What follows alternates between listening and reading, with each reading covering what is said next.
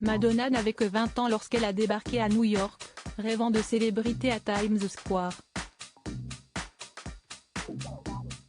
Sauf que la chanteuse a rapidement réalisé que la grosse pomme était loin d'être aussi accueillante qu'elle ne l'imaginait. Vivre le American Dream, des milliers de personnes y aspirent. Et certaines ont décidé de réaliser ce rêve. C'est le cas de Charles Aznavour, qui est passé par la case prison avec Edith Piaf avant de pouvoir poser le pied à New York en 1948. 30 ans plus tard, c'est Madonna qui a décidé de vivre son rêve américain en débarquant dans la grosse pomme. Après avoir passé sa vie dans le Michigan, la jeune Madonna Louise Ciccone a été inscrite dans une école catholique où elle participait avec entrain aux activités artistiques. Son professeur de danse, Christopher Flynn, a été l'un des premiers à croire en elle, lui affirmant qu'elle était belle, talentueuse et charismatique. C'est ce même homme qui aurait donné l'envie à la star de mener une carrière de danseuse à New York. Même si elle était étudiante et pom-pom girl pour la prestigieuse Université du Michigan, Madonna a préféré tout abandonner au bout de 2 ans, au grand désespoir de son père qui a décidé de lui couper les vivres. Pas de quoi freiner l'American Dream de Madonna, qui a débarqué à New York en 1978, à l'âge de 20 ans avec seulement $35 en poche. Elle était jeune, belle et espérait trouver la gloire à Times Square.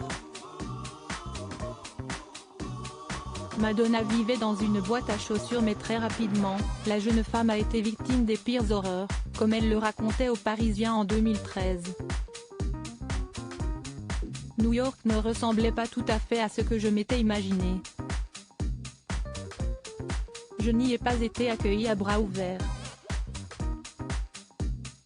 La première année, on m'a braqué avec un pistolet.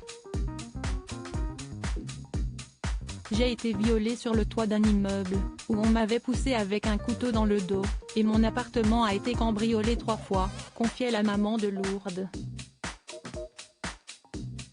Mais l'interprète de Like a Virgin a préféré faire de ses traumatismes sa force.